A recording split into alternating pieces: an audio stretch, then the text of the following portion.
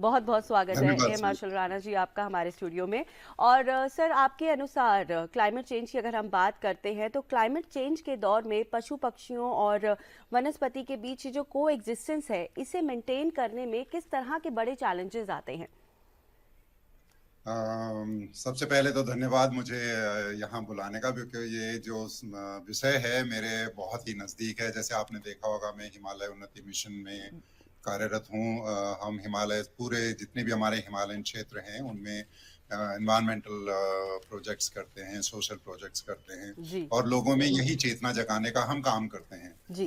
तो हमारी जो सबसे बड़ी चुनौती जो मुझे लगता है सह अस्तित्व बनाने में, वो है जो हमारा अभी तौर तरीका है रहन सहन का, खाने पीने का। वो इतना ज्यादा उपभोक्तावादी हो चुका है कि हम ये जो सह अस्तित्व की जो आप बात कर रहे हैं उस पर हम ध्यान नहीं दे पाते। जैसे जितने भी ये कंज्यूमरिज्म की जब हम बात करते हैं हम्म। तो वो डायरेक्ट हमको लीड करता है वेस्ट जनरेशन पे। तो आपने देखा होगा शहरों में, अब तो बल्कि इवन गांवों में भी जो वेस्ट जनरेशन है वो इतना बड़ा चैलेंज हो चुका है।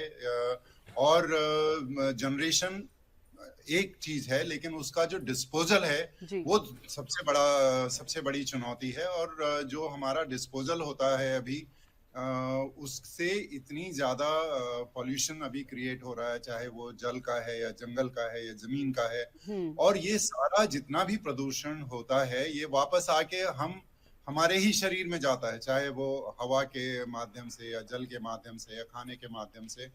तो ये जब तक हम इस को एग्जिस्टेंस पे सीरियसली हम ध्यान नहीं देंगे, जी। ये हमारे लिए एक बहुत बड़ी चुनौती है। तो बिल्कुल। जो जो हमारा जैसे अभी हमारा जो वो है वो लीनियर इकोनॉमी पे ज्यादा केंद्रित है।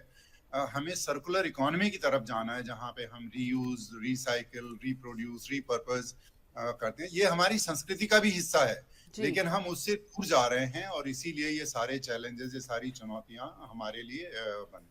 हम वेस्ट की नकल कर रहे हैं और वेस्ट अच्छा करने के लिए हमारी नकल कर रहा है। जी। तो हमें अपनी जो संस्कृति है उसी पर चलना चाहिए।